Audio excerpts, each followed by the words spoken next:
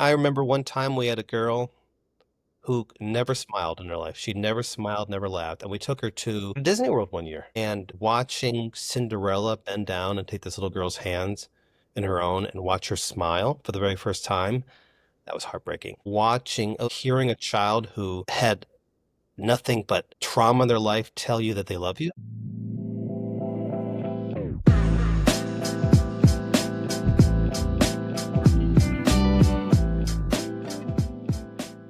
So, welcome back to another episode of the Let's Add Value podcast with Ron and Marcus. We are thrilled to have none other than Dr. John DeGarmo, a true trailblazer in foster care advocacy, a parenting expert, a transformational speaker. He's the founder of the Foster Care Institute, a TEDx speaker, an author, and one of our exceptional foster parents. He and his wife have fostered over 60 children in their home. We'd like to welcome none other than our very own Dr. DeGarmo. How you doing, sir?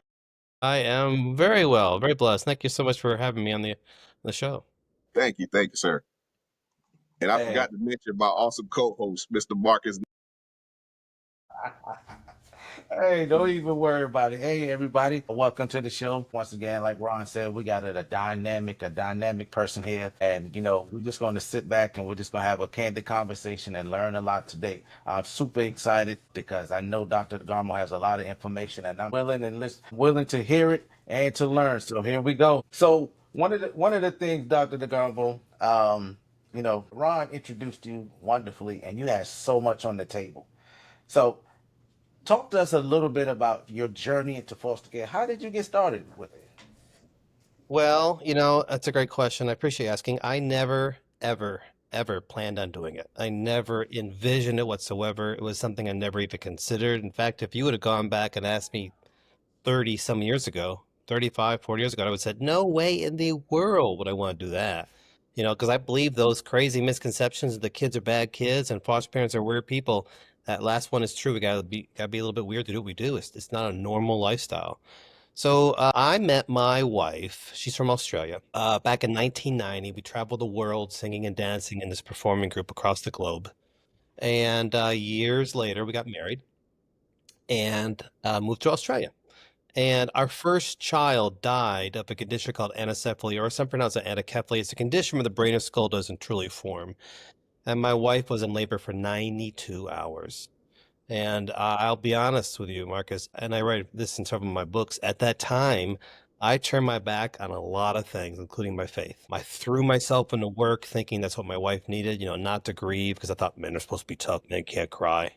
I was so foolish. And then years later, we moved back to the United States. We flew to Atlanta, Georgia, and our next child was 3 weeks old. We had a 3-week-old baby in Atlanta, Georgia, with no house, no car, no job, had never been to Georgia, didn't know anybody in Georgia. We came on my dream career at that time, what I wanted to do for a career, and my wife's faith. And eventually, I started teaching in a very, very rural school system in middle Georgia, Putnam County, late 90s. And two things happened at that time that led us to fostering. The first one was I had all these kids coming through my classroom with issues of attendance, of behavior, and academics, including a child, a senior in high school who was pregnant with triplets.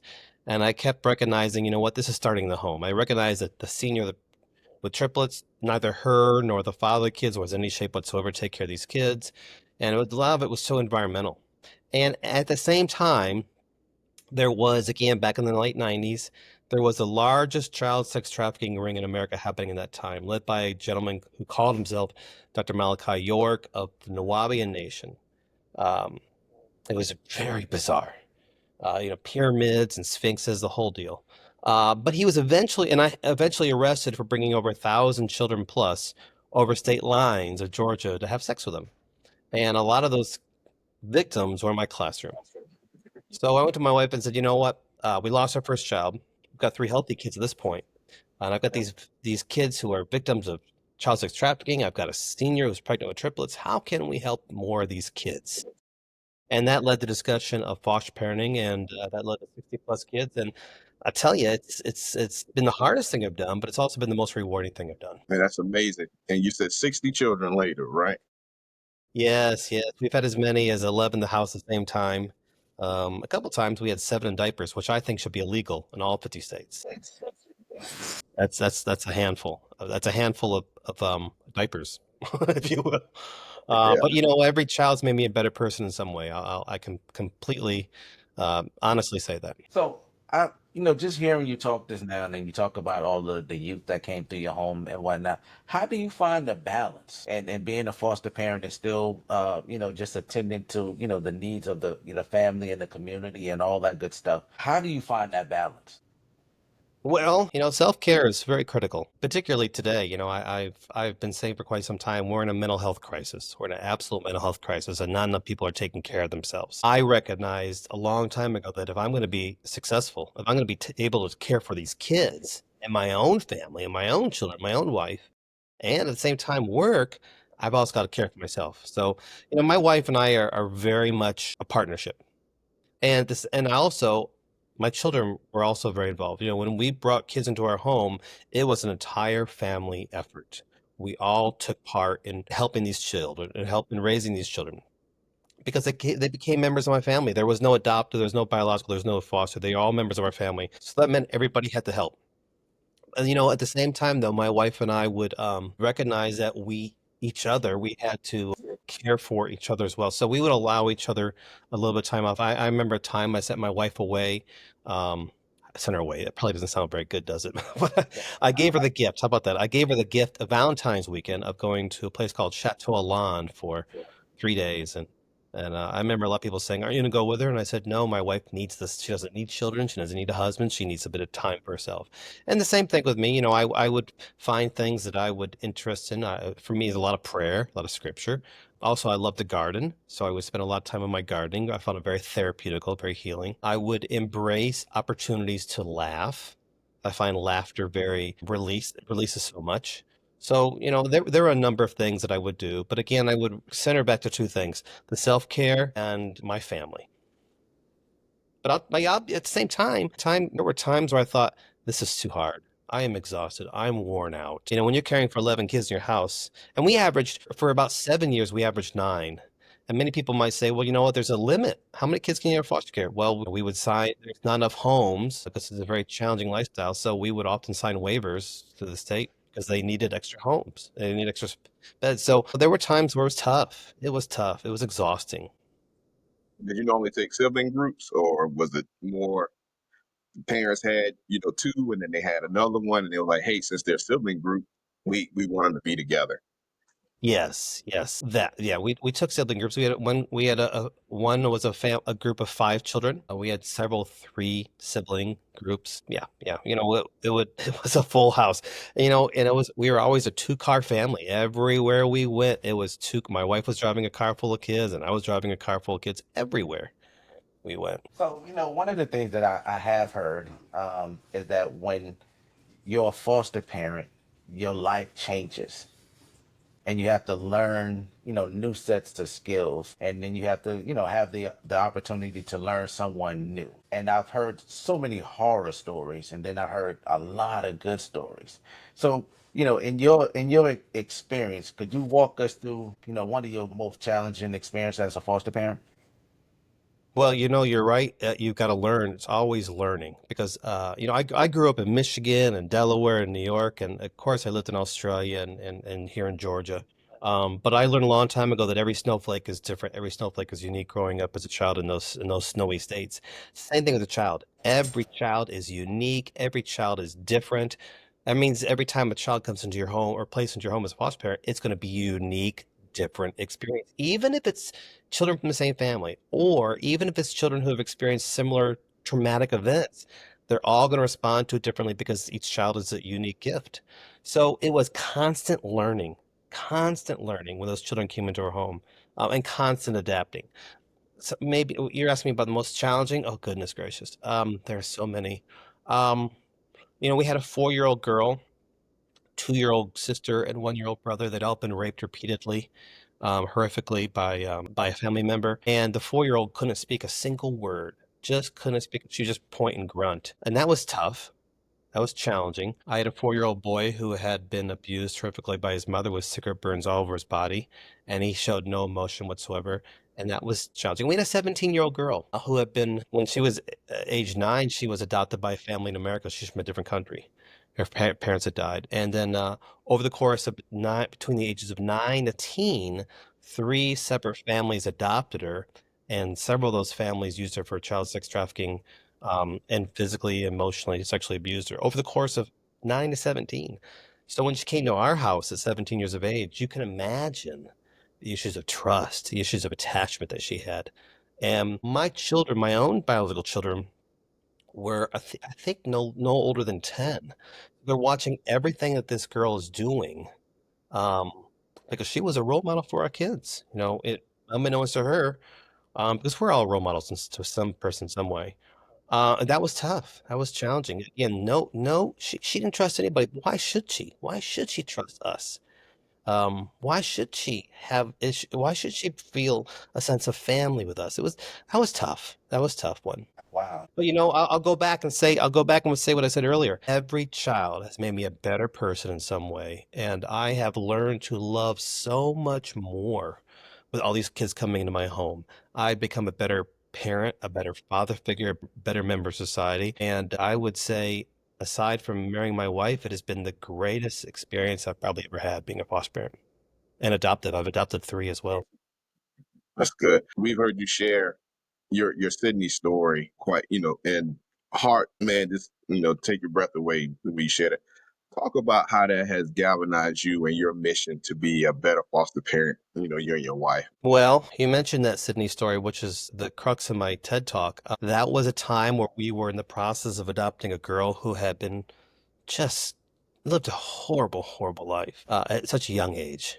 She came to us when she was 7 years of age, and we were in the process of adopting her, and it went terribly wrong, tragically for her. The system failed her. She fell through the cracks, so to speak. And when we eventually were reunified with her, um, 9 years later, 8 years later, the horrors that she had gone through, I can't let that happen to another child again. It just can't.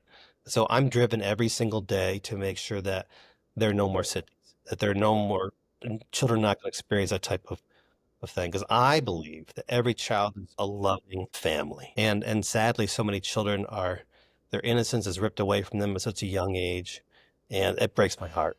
Just breaks my heart. So again, what happened to that young girl in my family? Again, when they come to my home, they're part of my family and I love them unconditionally. And to watch this child that I've loved unconditionally and raised her for 2 years in my home and member of my family, to see what happened to her, it was just so horrifying that again, it drives me to make the system a better one, not just for her and not just for children in foster care, but for the foster parents, the birth parents, and for society in general. For a lot of our audience who may not understand a lot about what goes on foster care, I know a lot of people hear the negative side of foster care. Can you highlight some of the good that comes out of foster care and adoption so our audience can know that, yes, there are some highlighted moments in foster care and adoption that a lot of the general public don't see? Sure, sure, sure. As I said, we've adopted 3 children from the foster care system that came to live with us. Now, we never ever set out to become adoptive parents, but eventually their parental rights were terminated. It's called TPR, termination of parental rights. And these children's their birth parents' parental rights were terminated by the court, and we were able to adopt them. What a blessing that was. So I remember one time we had a girl who never smiled in her life. She never smiled, never laughed. And we took her to Disney World one year, and watching Cinderella bend down and take this little girl's hands in her own and watch her smile for the very first time, that was heartbreaking. Hearing a child who had nothing but trauma in their life tell you that they love you, it's heartbreaking. It's so wonderful. Again, it has been the most rewarding thing I've done. I have learned to laugh, learn to love, learn so much from these children. I have gained, I believe, much more in these children. I think kids in foster care need 3 things: stability, structure, but more than anything else, unconditional love. So we give these children as much love as we can because we might be the first person who's ever loved these children. We might be the first person who's ever had their heart break for these children. And so that has been a real blessing for me. I think back to many, many, many. years now, on December 23rd, we open up our home to a lot of the kids that were in our home, placed in our home as foster parents. And just this past year, we had a child we had not seen in, oh, goodness gracious, I would say 8 years show up with his two children and his wife. And that was wonderful. It was absolutely wonderful. Yeah. That's amazing. Just to hear your passion is it's more than motivated, enough. And that's one of the things as I've heard you speak over the past couple of years and even watch you on social media and everything. I do know something, one thing that's kind of stood out to me. You talked about the system being broken. Could you share a little bit about that? Just for the audience who are not really familiar with foster care, adoption, and everything that goes on with the youth that's placed into care. Right. Okay. Sure. So I've had the wonderful blessing of being able to travel to all 50 states, and I've learned a long time ago that there's 50 different states. There's 50 different ways of doing foster care because every state is different in some way. No state is perfect by far, and they're run by human beings who are. We have so many flaws, of course. And sometimes those people who are in charge of it at the top, they really don't understand the system, or you've got so many children flooding into a system, then there's not enough foster parents flooding into a system because of let's talk about the opiate epidemic. Where do these children go when their parents are hospitalized or their opiate addictions? Where do these children go when their parents are incarcerated? Where do the children go when their parents die? They go into a foster care system that is struggling to retain foster parents for whatever reason it might be. 5 million children experience domestic violence in the house every single day in our nation. Where do these children go? So many times there's not enough homes for these foster parents. In addition, many foster parents struggle with what I mentioned earlier, self-care or compassion fatigue, because we're giving all of our heart to these children, and sometimes we don't focus enough on ourselves. You mentioned aging out. When a youth ages out of the foster care system, whether it's 18 in some states or 21 in other states, when they age out of the system, the statistics are pretty grim for them. 55% will drop out of school. 65% will end up homeless. I believe 75% will end up incarcerated at some point. And like for so many, the system just repeats itself for the next generation of these children. Because when these children turn that 18 years of age, no child wants to be labeled a foster kid. No child wants to be in foster care.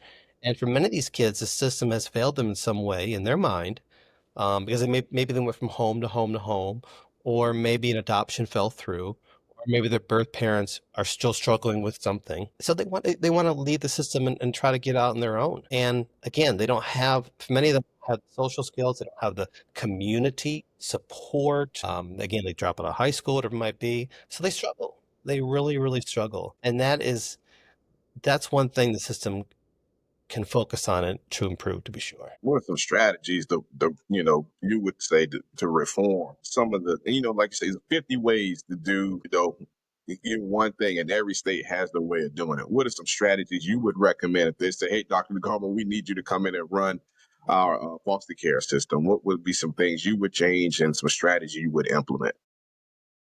Well, many of our legislators across country aren't really informed with the knowledge that they need to be equipped to better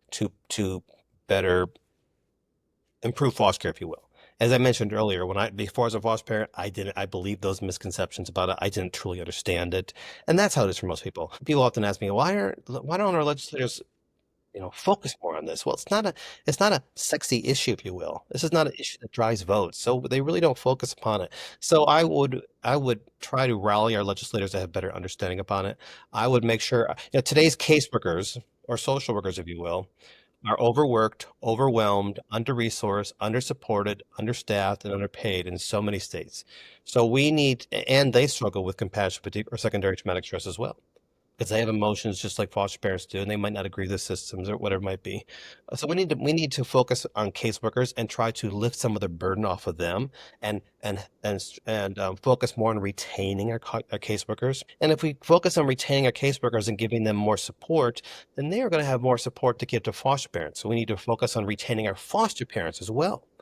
Many foster parents struggle with feelings of grief and loss when a child leaves their home, burnout and stress, compassion fatigue, whatever it might be. But there's not, for many of these foster parents, they don't have a sense of community. So we need to give them a stronger sense of community. We need to focus on retaining them, giving them the support services they need, and the training to properly equip them, particularly in this age, as I mentioned earlier, of a mental health crisis. I believe the real pandemic right now, it's not a virus, it's mental health. And our children are struggling right now with so many mental health issues. A lot of it's driven via social media. And a lot of today's foster parents or kinship parents, if you will, grandparents taking care of their grandkids, aren't equipped or understand these new mental health challenges that children are facing. A lot of our grandparents don't understand the dangers that are online through online technology and social media that these kids get swept into very, very easily and very quickly today. So we need to make sure our foster parents, adoptive kinship parents are better equipped to handle these new issues that are coming up. We need to make sure our caseworkers are better supported, and have more resources and support services, better pay, and lower the caseworker to foster parent ratio. We need to make sure our legislators have a better understanding. We need to focus on those who are aging out before they age out, before they age out of the system. We need to make sure that they have support services in place, that they have a community for them when they do leave foster care, that they have those living skills and social skills, that they've been taught those skills. We need to make sure that when the children are something known as reunification. Reunification is when when a child in foster care is reunified with the birth parents, and that happens 50% of the time. We need to make sure when the child does go back home, that the birth parents, still have support services wrapped around them in case they should struggle with parenting again after not parenting for a while, or to make sure they don't fall back into their own addictive behaviors or maybe some of the past trauma they've experienced as well. There's a lot of things we can do to improve this system. Well, definitely, definitely, and I agree with I would just say from my experience, and I just looking at the foster care system, and I think we have some wonderful, wonderful workers who are very passionate about doing what they do, and Yes. also want to make sure that the youth get exactly what they need. And one of the things I know, just in my journeys in life, one of the things that I always look at is just like education and training was very important, and it was key. So I know in one of my journeys, I was actually a foster care director. I was a regional director at a foster care agency. And one of the things that I pushed for was, we have to give them everything that we have. Give these youth everything that we have. We can't leave nothing unturned because they're fighting a different race, right? They're fighting the same race, but a different race. And so my whole goal was to make sure that we can at least bring the balance up, right? So now they're on the same course and they actually have the same access to the same things that anybody, say, quote unquote, normal would have, right? And so education and training was one of the things that I really pushed throughout my journey. And we continue to make an impact in that direction. So from a standpoint of, you was talking about, like technology and all of those good things. How can we utilize technology to improve or to assist and to help and also to protect? How can we use that in this day and age? That's a great question, and I know a lot of agencies are doing that. They're using, and a lot of this happened during 2020 during the lockdowns. They're more access to online training, live webinars or pre-recorded webinars. There's podcasts, there's videos. There's so much we can use online to better equip foster parents. For the children, there's of course there's those online platforms as well, but we also have to be cognizant, I think, too, of the dangers that these children face. When and during 2020, during the lockdowns, when we told the children to go home, when you have 5 million children experience domestic violence in their house every single day, those children were locked at home with their um their predator. They're locked at home with their abuser, and there was no mandated reporter. So a lot of those children were living in an environment of continuous abuse, with again no one noticing. And also those children who are most vulnerable, particularly kids in foster care, they go online on social media really looking for one thing, and that's love. And those predators, those sexual predators, are out there luring them in with false hopes and false promises. These children just want to believe. They want to believe that someone loves them, so they run away. So that's why there's a pipeline, if you will, from foster care to human trafficking, because these kids are looking for a better world, if you will. So there are certainly a lot of bonuses, but I think we also need to be very cognizant of the dangers as well. But this platform right here, we're doing this interview live online. There are so many wonderful tools that we can use online for both the foster parents and the children. And you mentioned a lot about education. Gracious, I'm a big believer in education. I also believe that every child in foster care, every child, needs to have constant, continuous therapy and counseling, even after they leave the foster care system. You need to have that constant counseling.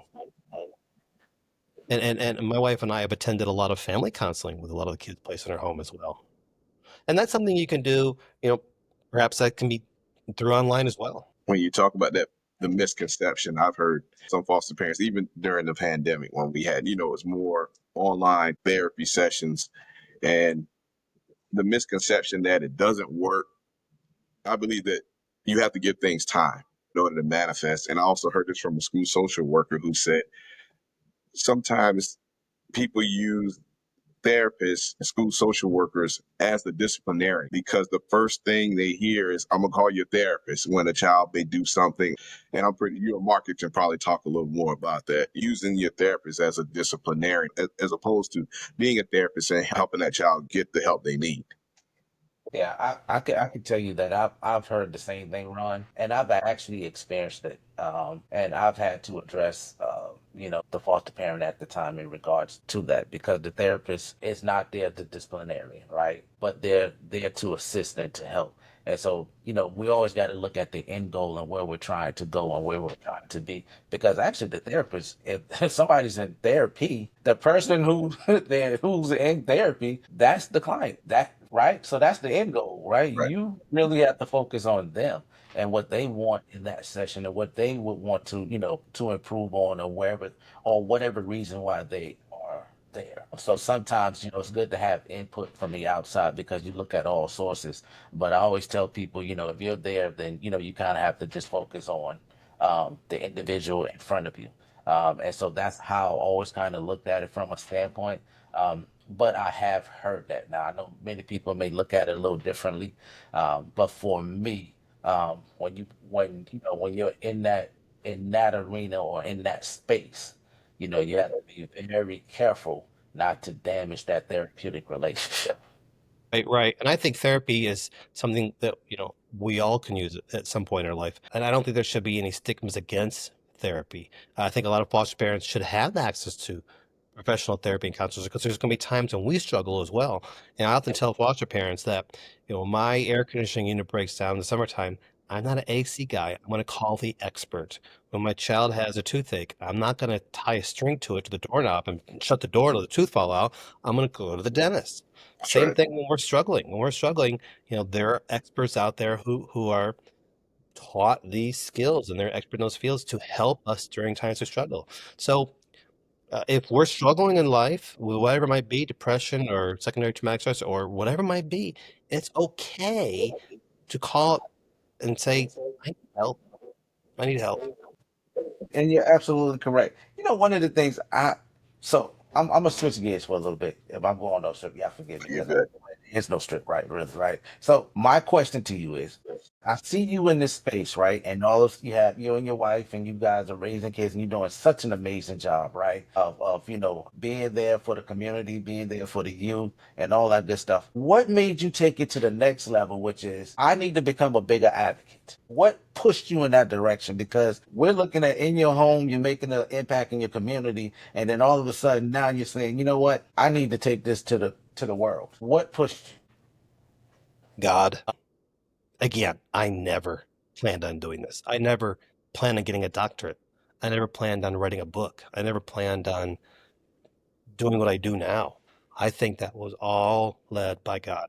And I think that, I think he can use our pain that we go through to teach us some things. The death of my first child, Sydney. We all, at some point in our life, we're in one of three stages, I believe. We're either going into a storm, we're in the storm, or we're coming out of the storm. And for many of us, God is the anchor during the storm in our life. I think it was just something that maybe perhaps God's plan for me. Maybe. I don't know. But again, I look back and say, wow, I never thought I was here. I love what I do very much. I love being able to help people who are helping children.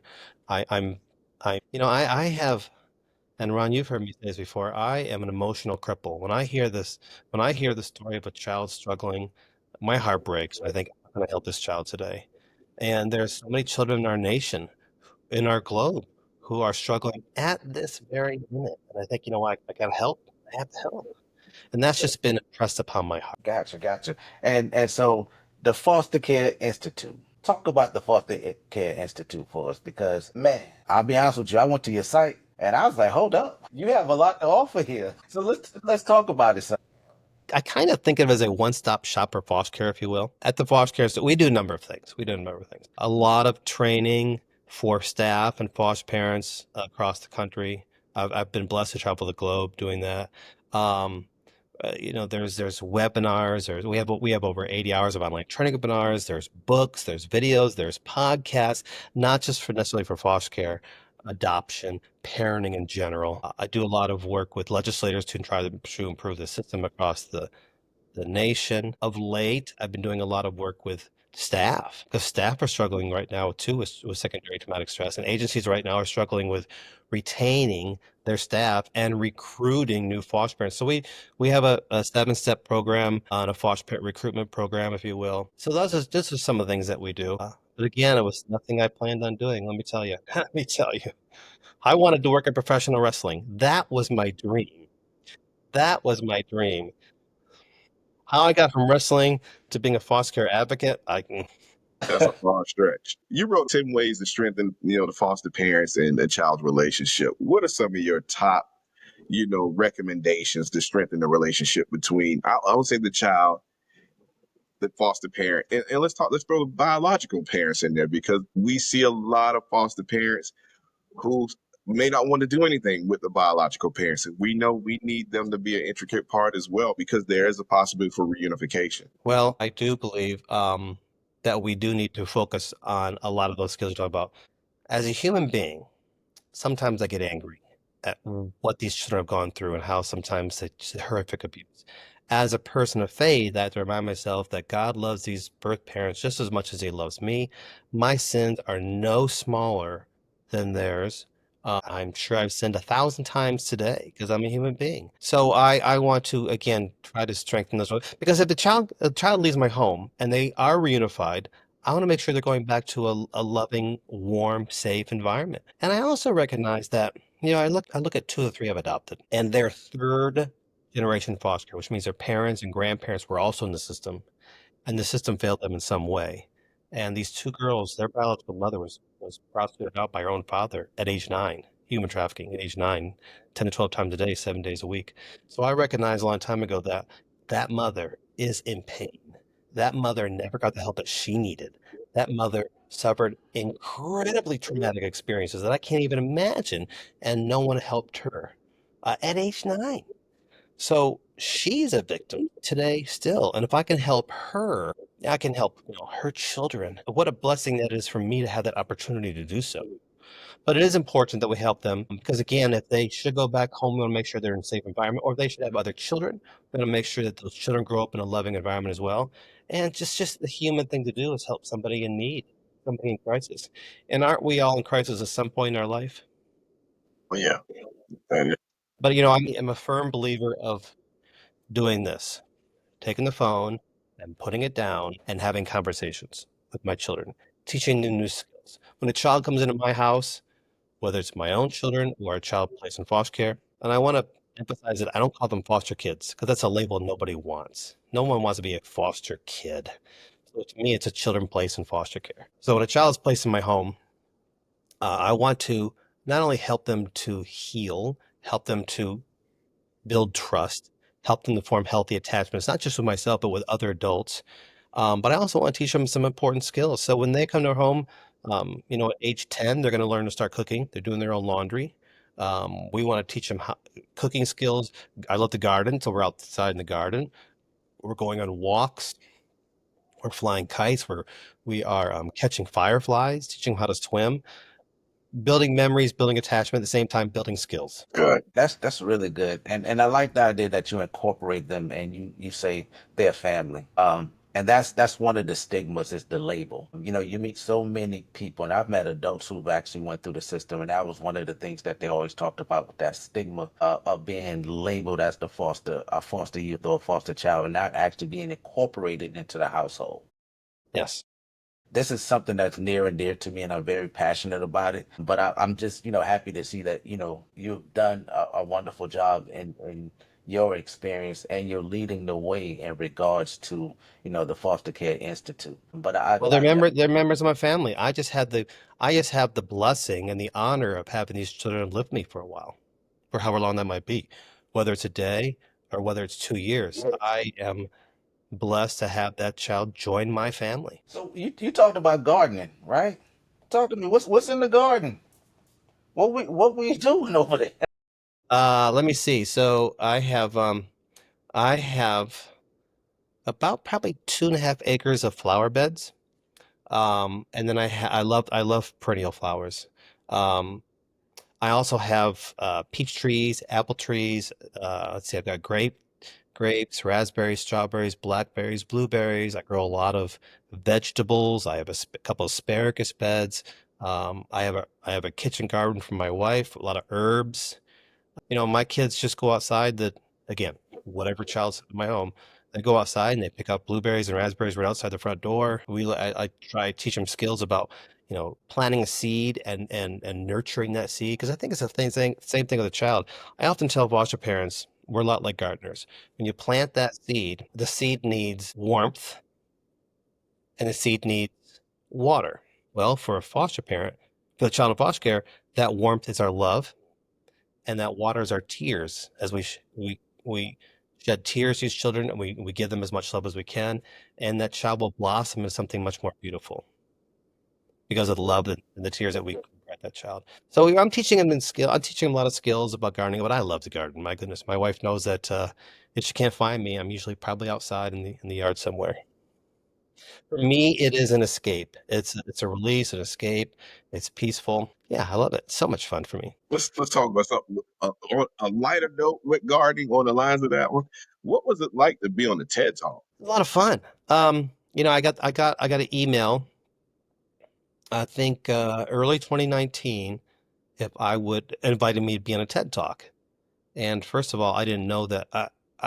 Since learned that you have to apply to be on a TED Talk. It's quite an honor to be invited to be on one. But I didn't know what one was. I had to do a lot of watching a TED Talk to see what that was. Um, and the hardest thing for me for the TED Talk was you've got to do it in a certain time frame, preferably under 18 minutes. And I can speak for a long time. So I had to get my message down to under 18 minutes. So I spent months doing the same speech, timing myself. Okay, I got to shot. I got to cut it. I got to cut it. I got to cut it. I got to cut it. I got to cut it. And when I was on stage, it was so much fun, and it's opened up a lot of doors for me since then. It's good. Quite an honor. Quite an honor. That's amazing. Now I got to ask you this one because we've seen your episode on Wife Swap. What was that like to switch and have somebody else come into your home? So I don't know if you know this story or not. Maybe you do. Gosh, it was almost 10 years ago. My wife and I, as we traveled the world, we've made a lot of friends across the globe. And one of our friends he was on this show called What Not to Wear, which I'd never saw. He's a hairdresser to the movie stars. He does when there's a Super Bowl, he does their hair, okay? And he told them about my wife and I. They were doing this reality show. I got a phone call one day, these two guys from New York, and they're asking me all these questions, asking me all these questions. Finally, about 30 minutes in the conversation, I said, "I'm sorry, guys, but why are you calling?" And they said, "We want to do a reality show based on you." I said, "What?" "Well, we want to show what adoption and foster care looks like, and she's from Australia, he's from up north, they're living in the South, they got kids all different colors, he worked professional wrestling, must be a story here." So we spent a week. First of all, I thought my friend was pulling the biggest practical joke ever. I didn't believe it at all. And then they kept calling and they're arranging times and said, "We'll be there this day, on such and such a day." And I thought, no, it's just gonna be a joke. And sure enough, I woke up that morning and my driveway was full, pouring in cars and trucks and vans. I thought, oh my God, Kelly, this is for real. It's for real. So they did a reality show on us, and it was going to go on A&E. And we had it all hooked up. We were going to do interviews with Steve Harvey and all these things. And then the Duggar family happened. I don't know if you remember the Duggar family. The Duggar family was a big family that was on A&E, I believe, at the time. Very popular show. I don't know what it was called. It was very popular. And it came out that the boy in this family, there's a lot of siblings. They had a lot of kids. They had a lot of kids. The boy had been raping his sisters. So when they found that out, they pulled the plug on that show and they called us up and said, no family shows. Right now, we're cutting all the family shows off. But that episode of ours went all around the TV shows, the producers. So we were getting phone calls left and right and center to do reality shows. And we're like, no, no, no, no, no. And then one day I got one from Wife Swap. And I said, what? No, we want to do a show. And you said, absolutely not. The name Wife Swap is terrible. You should be embarrassed by what you're doing. This is horrible. Horrible. No, no, no. We've got a new network and we're focusing on social issues. We want to show foster care, adoption, in a positive light. So my wife and I did what we always do. We prayed about it and we thought, well, if we can show fostering, if we can show adoption in a positive light, then it was worth it. But the show was not what I expected. She came to our house, and my wife went to their house. I live way out in the sticks, if you will. You know, for the longest time, up until 2024, first 22 years at our house, you had to stand just right on the back porch, just holding the phone up right to get reception. You know, we had no internet. Um, and this lady, her job was to do YouTube videos of her 7-year-old daughter, 4 YouTube videos a day, and monetize them. So she's all about YouTube and online technology, and my kids are all about let's go outside and let's catch fireflies, let's make mud pies. Well, she didn't want to do that. She didn't want to do that at all. And my wife went to their house, and again they're filming all these YouTube. And I need to interject. I was having conversations with this mother saying, you know, there are people out there who are taking your daughter's image on YouTube, and they're doing really nasty, sick, scary stuff out there. There are sexual predators who are going to exploit your daughter. No, no, no, no. It's not true. My wife went to their house, and you know they're doing all this YouTube stuff, and then we switched roles.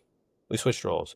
This lady brought in a big satellite to our house, and she wanted all my kids to have cell phones. And we don't even talk about having cell phones in our house until you're at least ninth grade, and then we'll have the discussion.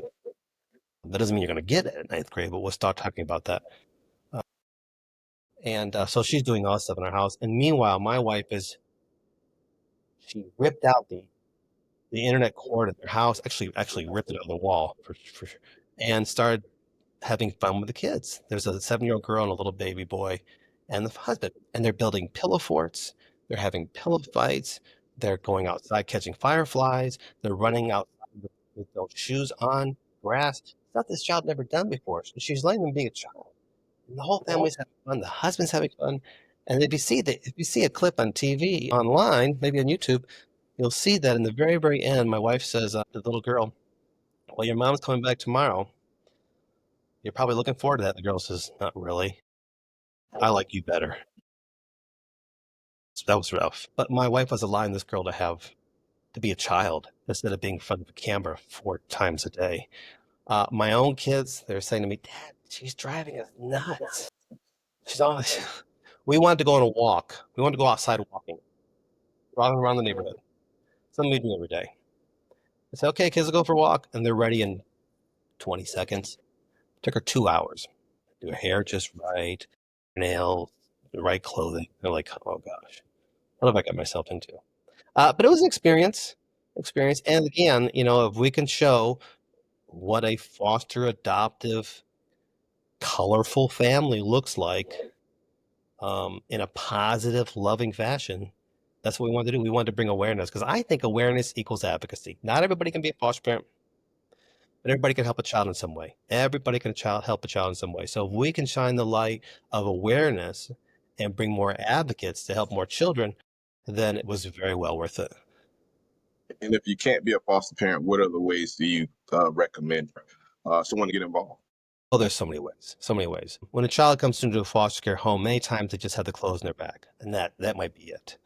So you could maybe contact your local child welfare agency and donate brand new clothing to maybe a clothes closet. You can donate brand new suitcases. So when the child is placed into a foster care system, it's not with clothes in a black plastic bag because that represents that they're trash. Maybe a brand new suitcase. You can be a mentor to the kids, a tutor to the kids. You can adopt a foster care family during the holidays and help with presents or birthdays. You can give backpacks full of school supplies to your local child welfare agency, or a backpack filled with hygiene items.